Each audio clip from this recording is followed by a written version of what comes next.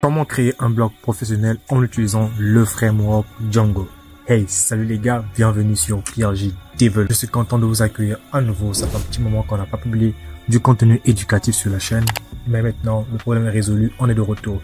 Alors, nous allons commencer une nouvelle formation, une série de formations, une série de vidéos dans laquelle nous allons concevoir un blog professionnel avec les outils nécessaires, avec toutes les technologies nécessaires, avec toutes les fonctionnalités nécessaires qu'un blog professionnel doit avoir. Nous allons voir la publication d'un article, commenter un article, supprimer un article, création d'un profil, la connexion, la déconnexion, la vue des articles en relation, plein de choses qu'on va voir dans cette formation-là. En tout cas, les gars, accrochez-vous.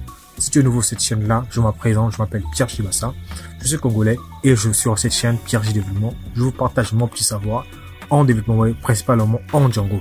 Alors, tu peux t'abonner pour m'encourager, liker et commenter. Ça me fera toujours plaisir. Tu peux toujours partager à tes amis, à ton entourage pour agrandir la communauté. Tu peux aussi rejoindre le groupe Telegram. Le lien sera en description. Je converse avec tous les membres de la communauté. Sur ce, let's go.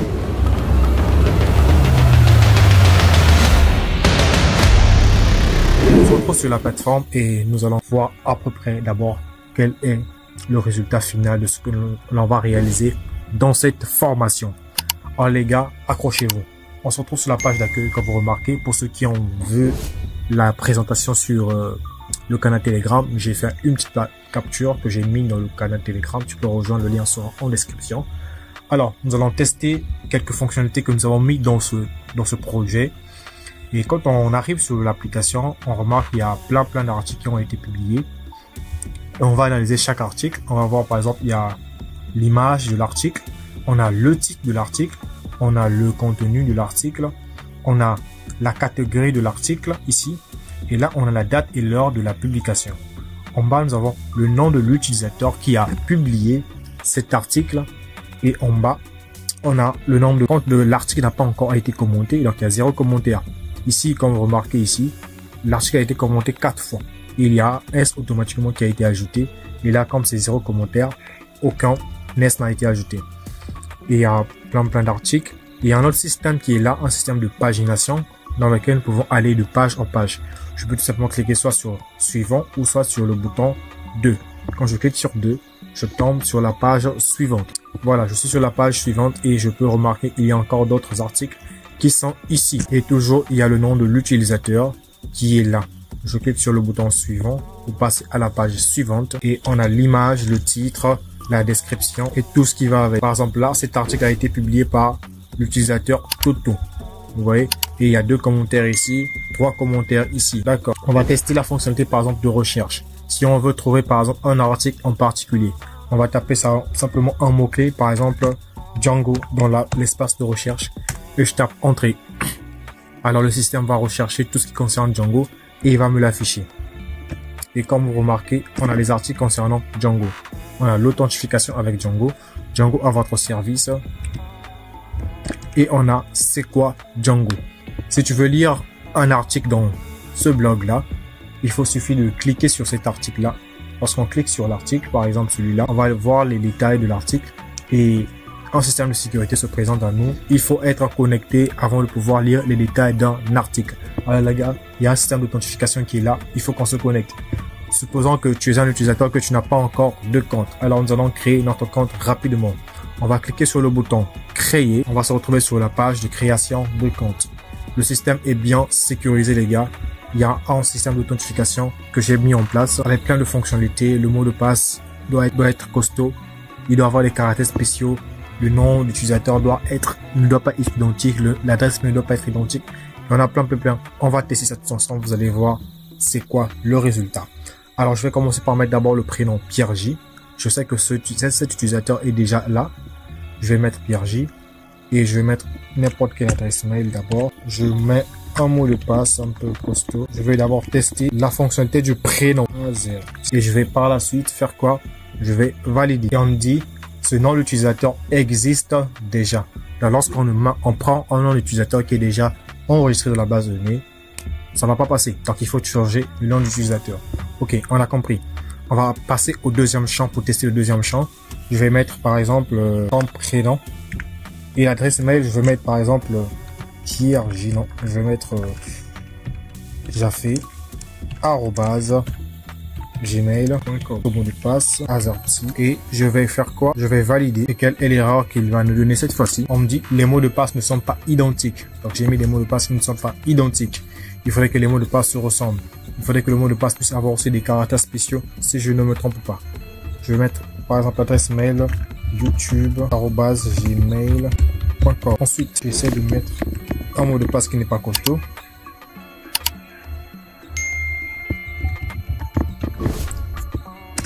Et je valide. Qu'est-ce qu'on va me dire? Le mot de passe doit contenir au moins 8 caractères incluant les lettres, les chiffres et des caractères spéciaux. Vous voyez les gars à quel point que ce système d'authentification est prêt à vous recevoir en tout cas. Ne vous en faites pas, le lien sera en description pour pouvoir construire tout ça. Alors maintenant que nous avons vu toutes les fonctionnalités qui sont assez là pour empêcher l'utilisateur de créer un compte d'une façon banale, on va maintenant faire quelque chose de plus costaud, permettre à ce que l'utilisateur se connecte. Je vais par exemple prendre le nom de l'utilisateur que je vais mettre par exemple Martin. Martin veut se connecter à notre blog. Alors son adresse mail c'est martin@gmail.com et il va mettre comme mot de passe AZERTY 123 AZERTY 123. Une fois qu'il a fait, il tape entrée et si toutes les informations qu'il a saisies est correcte, directement il sera redirigé vers la page de connexion. On dit compte créé avec succès, connectez-vous maintenant. Maintenant, Martin, après avoir créé son compte, il peut maintenant se connecter sur notre blog. Alors, on va mettre le prénom, le nom d'utilisateur Martin et le mot de passe AZERTY 123 et on se connecte. Voilà, maintenant quand on est connecté, vous remarquez le bouton ici et maintenant se déconnecter. Je vais cliquer sur ça. Je vais me déconnecter d'abord. Vous remarquez ici, le bouton est maintenant se connecter.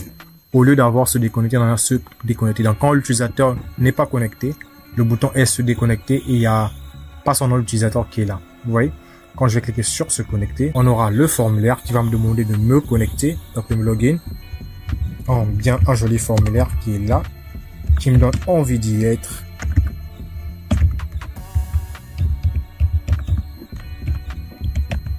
Je me reconnecte à nouveau et voilà, je me connecte. Vous remarquez ici, il y a un petit symbole qui est là et il y a mon nom d'utilisateur qui est Martin. Et lorsque je clique dessus, tout en bas de l'écran, vous remarquez, on met l'URL de déconnexion. Bref, c'est pas ce qu'on a besoin. Alors, ce que nous on veut, c'est lire les détails d'un article. On va prendre par exemple cet article-là qui a 4 commentaires. On clique dessus et on va lire les détails. Lorsqu'on clique dessus, on tombe sur la page de détails de publication. Et remarquez un autre point, au niveau des URL, vous allez voir l'article sélectionné, son URL n'est pas vraiment affiché. C'est chiffré. On ne peut pas connaître si c'est le numéro 1 ou le numéro 2.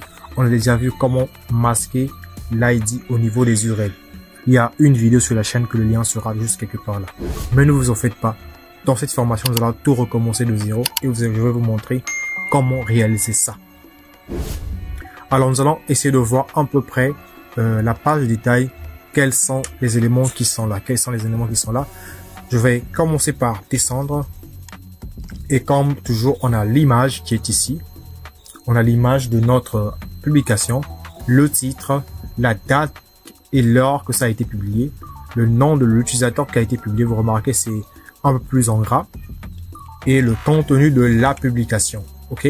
Ensuite, en bas, ici, on a la catégorie de la publication. Parfait. Ensuite, en bas, nous tombons sur l'espace commentaire. Dans l'espace commentaire, nous remarquons qu'il y a l'utilisateur Manu qui a partagé un commentaire sur cet article en disant c'est parfait. Et l'article a été posté le 6 décembre, plutôt le commentaire a été posté le 6 décembre 2024 à 15h53. Ensuite, on a le commentaire de moi, l'utilisateur moi. Oui, et dans l'utilisateur B, le prénom c'est en bas. Et son contenu, il a mis moi. Son commentaire a été posté le 9 octobre 2024. Vous remarquez, c'est un projet que j'ai commencé à faire un peu plus tôt. Vous remarquez. Je vous avais promis de vous le montrer. Il y avait un post que j'avais publié dans l'espace communauté. Si vous vous souvenez, vous pouvez aller le liker pour m'encourager. Alors, il y a l'utilisateur Pierre G aussi qui a commenté ce post-là. J'ai fait ton travail. Voilà, bref. Et ça a été publié le 9 octobre. Et donc, après les commentaires, nous avons à droite ici, vous remarquez, les articles qui sont similaires avec notre article que nous sommes en train de lire. C'est bien mis, article similaire. Et si on clique sur cet article, on pourra lire aussi ces détails. Bref, on avance. On tombe dans la section maintenant catégories. Ici, on a la liste des catégories de notre plateforme. Donc, les différentes catégories qui sont ajoutées s'afficheront ici. Et il y a un petit algorithme derrière de filtrage. Lorsqu'on va cliquer sur développement web, et qu'est-ce qu'il va nous afficher? Il va nous afficher uniquement les articles qui parlent du développement web. Ok. Par exemple, celui-là, je vais sortir et je vais sélectionner une autre catégorie. Je vais par exemple prendre Django. Il va m'afficher les articles qui parlent de Django. Il y a celui-là, article dans la catégorie Django. Article dans la catégorie Django. On a celui-là, celui-là, celui-là, celui-là. Parfait. Le design, c'est pas un problème. Vous pouvez réduire les images de votre côté. Ce qu'on veut, c'est le résultat. On peut aussi cliquer sur HTML et CSS pour voir les articles qui sont liés à cette catégorie-là. Vous voyez, les images changent exactement comme on le veut. Alors les gars, vous pouvez adapter cette fonctionnalité-là autant que vous voulez. On va passer à une autre fonctionnalité. Je peux cliquer ici pour revenir sur la page d'accueil. Nous continuons notre test. On a testé déjà la recherche, on a testé la connexion et la déconnexion. On a vu les détails d'un article, on a vu comment voir les articles par catégorie. Ok. Et on va essayer de mettre en commentaire. Par exemple, si je vais scroller et faire une pagination. Je vais vers la deuxième page. Dans la deuxième page, je vais essayer de descendre aussi. Il y a des articles. Bon, je vais aller plus bas. Ici, je vais mettre par exemple troisième page. Je suis sur la troisième page, d'accord? Et je peux lire les articles qui sont ici. Je cherche l'article qui a été publié par Tuto. Voilà, je vais par exemple prendre cet article qui a 0 commentaire. Je vais cliquer dessus. Cet article n'a pas. Je vais lire l'article. On dit ajouter une publication, machin truc. Voilà, bref. Et on va pouvoir émettre un commentaire. Vous remarquez, on a dit quoi? Aucun commentaire pour cet article-là. Et je vais essayer de mettre le premier commentaire. Hey, salut.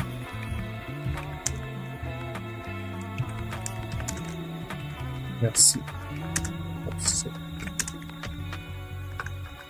pour cet article.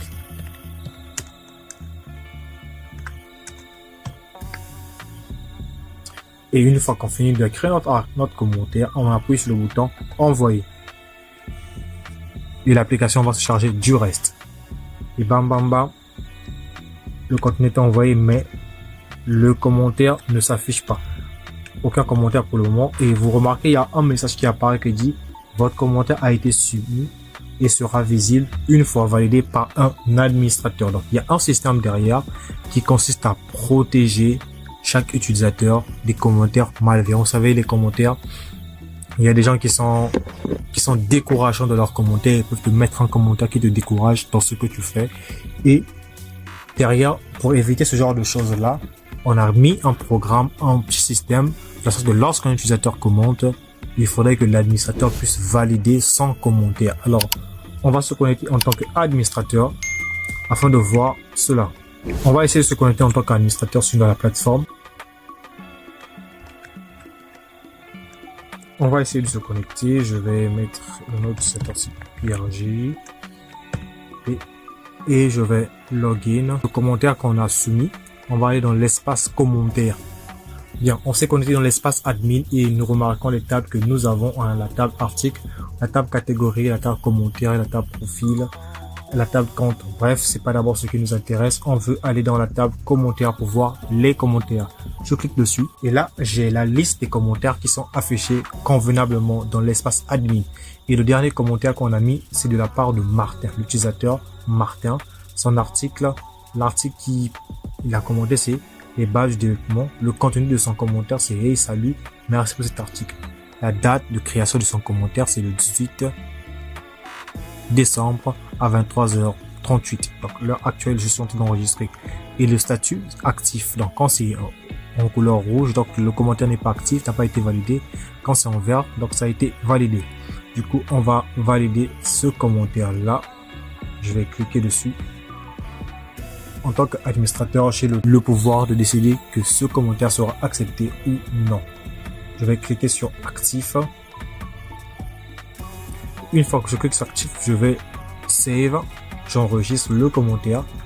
Je permets à ce que le commentaire de Martin qu'il a publié soit maintenant plus actif. Et là, vous remarquez, c'est passé au vert.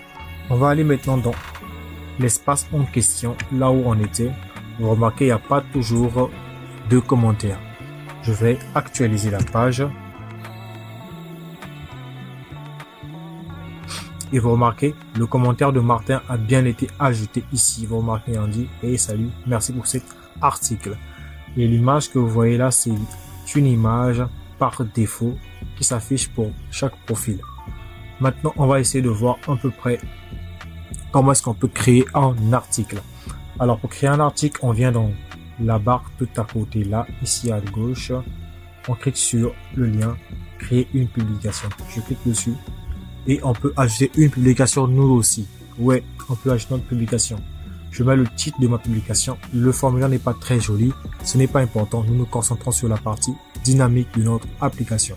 C'est parti. Le titre de l'application, le titre de notre publication, je vais dire par exemple apprendre en pratiquant.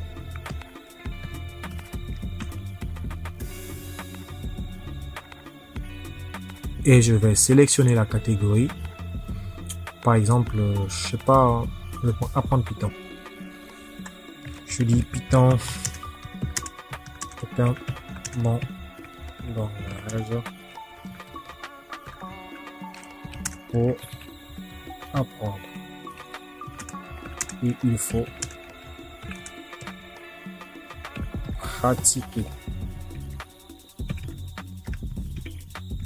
Je vais dupliquer ça pour que ça soit un peu plus long. Voilà. Et je vais par la suite choisir une image pour aller avec ma publication.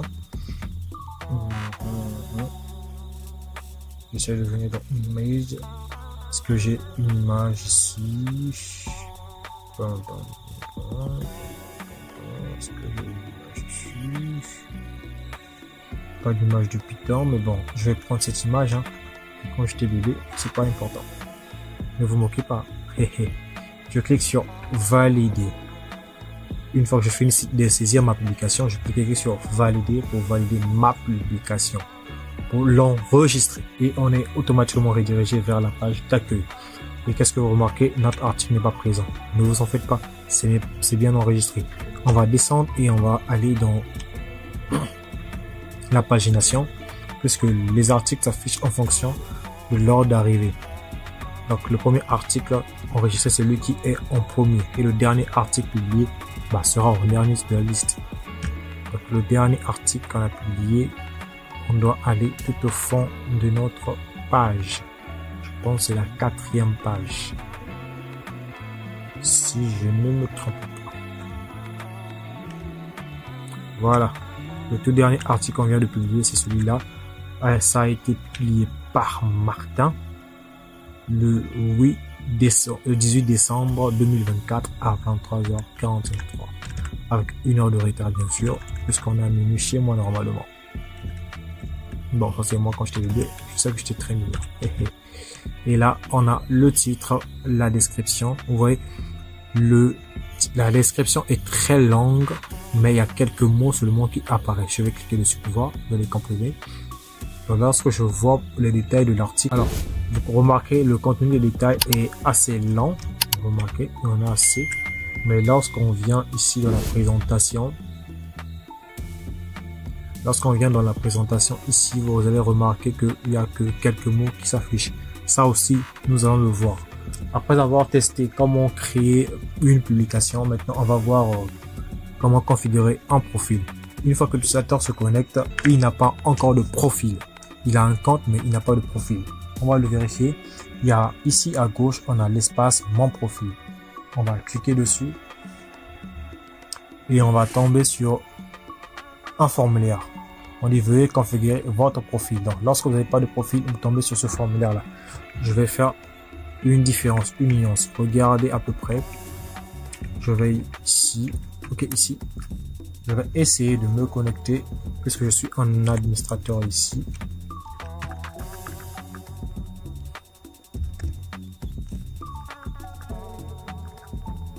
Je vais me connecter ici. Je vais essayer d'aller voir ma page de profil. Et voilà, lorsque je vais modifier ma publication, je fais mon article, mon profil. Je clique sur modifier. Je peux changer la photo de profil. Je choisis une autre photo pour Pierre G. Je viens dans Image. Et je vais prendre ceci. Et je vais faire quoi? Je vais enregistrer les modifications. Bam, bam, bam, bam. L'image a bien été modifiée. Profil de Pierre G. Vous remarquez. Et ça, c'est parce que c'est moi qui suis connecté ici. Ok? C'est parce que je me suis connecté en tant que Pierre G. Voilà pourquoi j'ai la possibilité de modifier. On va voir la différence. Lorsqu'on est ici, je viens ici. Avant de configurer le profil de celui-ci, je vais revenir. Je vais vous montrer quelque chose. Je vais repasser par exemple à la page d'accueil. Là, je suis connecté en tant que Martin. N'oubliez pas. Je vais descendre et je vais essayer de aller vers les articles. Ok, remarquez ici, l'image aussi a changé. L'image de Pierre G ici a changé. Il y avait une autre image ici. Celle-là est changée. Et imaginez que je suis en train de lire le commentaire de Pierre G et son profil m'a intéressé. Je clique sur son prénom et qu'est-ce que vous allez voir? Je vais me retrouver sur une nouvelle page. Remarquez l'URL, on dit que profil de Pierre G. Profil Pierre G. Ici, je tombe sur son profil. Remarquez, j'ai sa photo. Et là, on m'a mis bouton retour aux articles parce que je suis connecté en tant que Martin. Quand je suis connecté en tant que Pierre G lui-même, on a le bouton modifier. Il y a une différence. Lorsque l'utilisateur est, quand c'est une autre personne qui arrive sur mon profil, il verra un autre bouton. Quand c'est moi-même, je vais voir aussi un autre bouton. D'accord? C'est ce que je vais configurer ici. C'est ce qu'on a fait. Et là, on a les informations du profil, on a le nom du profil, les mails, tout ce que vous voulez exposer. Donc, j'interromps la vidéo un instant, les gars. Je me suis rendu compte que au niveau du profil de l'utilisateur, il y a certains détails qui ne s'affichent pas convenablement. Ne vous en faites pas, nous allons régler ça lorsque nous allons commencer à travailler dans notre projet. Nous allons commencer étape par étape et cette partie, nous allons le résoudre ensemble. Ne vous en faites pas. J'ai voulu reproduire à peu près le même concept des réseaux sociaux, de Facebook par exemple. Quand tu vois le profil quand tu vois le commentaire de quelqu'un sur une publication, tu peux cliquer pour voir son commentaire, pour voir sa tête, si vraiment ce qu'il a dit dans le commentaire ressemble à sa tête. Ouais, je sais qu'on a tous fait ça au moins une fois par jour. Une fois dans notre vie, bien sûr. Bref, je peux aussi voir pour un autre utilisateur, je vais revenir ou bien cliquer tout simplement sur le bouton retour aux articles. Je retourne aux articles. Je reviens sur celui-là. Je vais voir le profil par exemple de Manu. Voilà. Je vais cliquer dessus.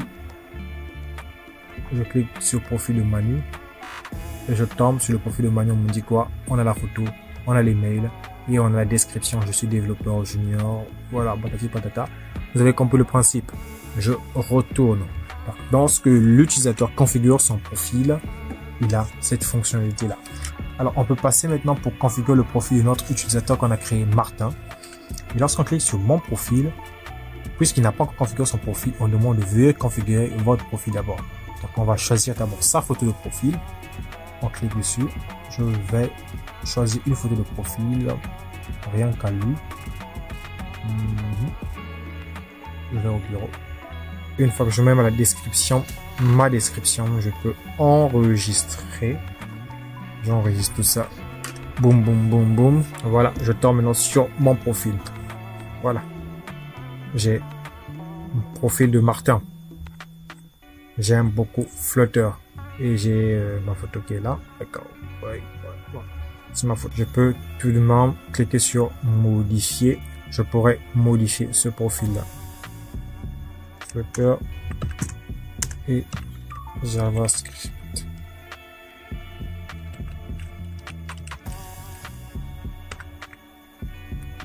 Il y a ce bouton-là, vous pouvez le cocher pour supprimer carrément l'image du profil. Je vais enregistrer la modification. Bam, bam, bam, boum, boum, boum. Et voilà, ça a été modifié. On passe à la suite, les gars. On va revenir sur ma page d'accueil. Une fois qu'on a pu configurer le profil, en tant que Martin, on est connecté en tant que Martin. Je vais passer sur le tableau de bord. Alors, le tableau de bord, c'est quoi? Le tableau de bord nous affiche tous les articles qui ont été publiés par tel article, tel utilisateur. Dans notre cas, c'est Martin qui est connecté, donc ça n'affiche que les articles concernant Martin. Martin n'a publié que cet article qu'on vient de voir, apprendre en pratiquant. Je vais aller vers l'autre utilisateur qui est ici, Pierre J. Je vais retourner en arrière. Alors, je vais aller au tableau de bord de Pierre J. Je clique sur tableau de bord. Dans le tableau de bord de Pierre J, vous remarquez, on a tout plein d'articles qui ont été publiés. 1, 2, 3, 4, 5 et 6. Et seul lui, 7, 8. Ouf. En tout cas, Pierre J a beaucoup publié. Puisque c'est l'utilisateur que j'ai commencé avec. Et il est le seul à voir ça. Remarquez la différence. Ici, on a les boutons modifier et on a le bouton supprimer. Donc, seul le propriétaire des articles peuvent venir modifier son article, supprimer son article. Les autres utilisateurs ne verront jamais cette page-là. Ils verront une autre page. Si je suis sur Martin, ici, Martin, vous remarquez qu'il n'affiche que ce qu'il a créé et il peut que modifier ça et supprimer ça. Et quand je suis Pierre J, ici, j'ai tous mes articles que je peux voir modifier et supprimer. Si je veux modifier cet article-là, je clique sur modifier. Sur le bouton stylo. Et j'ai le formulaire qui apparaît. D'accord. Je vais mettre c'est quoi Django. Vraiment. Pour valider. Ensuite, je peux valider.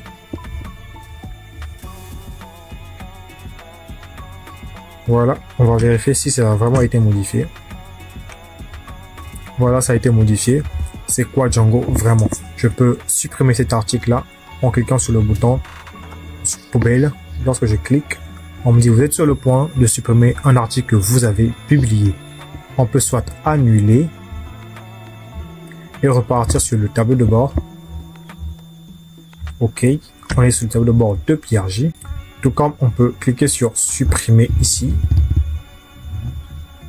Et on va cliquer sur voulez-vous vraiment supprimer? Oui, je vais vraiment supprimer. Et je vais supprimer ce produit-là. Je retourne toujours sur le tableau de bord. Et là, remarquez, l'article en question a disparu. Si je veux lire les détails de cet article, je peux cliquer dessus. Je peux cliquer sur son titre. Et ipso facto, je tombe sur la page détail concernant cet article. Les gars, l'application est vraiment fonctionnelle. Il y a plein de fonctionnalités qui sont là. Les mots de passe oubliés, la création d'utilisateurs, la création des commentaires, la création des publications, la modification des publications, la création d'un profil. En gros, c'est un petit réseau social qu'on a créé. Je suis sûr que les débutants, tout comme les experts, ils vont se retrouver dans ce projet. Les gars, merci d'avoir suivi jusqu'ici. Merci de vous abonner si vous êtes nouveau, de liker, de commenter, de partager massivement autour de vous afin que cette vidéo-là soit massivement vue et ça nous fera plaisir de continuer à produire du contenu gratuit sur YouTube. Les gars, je vous retrouve prochainement. De la prochaine vidéo, nous allons attaquer maintenant la création de notre projet. Je vais m'arrêter là. La présentation est assez globale.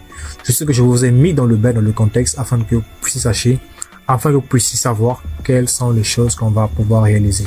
Et je vous assure, chaque étape, je vais bien expliquer et je vais vous offrir les ressources nécessaires afin de pouvoir faire la même chose que moi. Ne vous en faites pas. Abonnez-vous tout simplement et n'hésitez pas à rejoindre notre canal Telegram privé. C'était Pierre J Développement. Portez-vous bien. N'hésitez pas à recommencer. Hey, hey.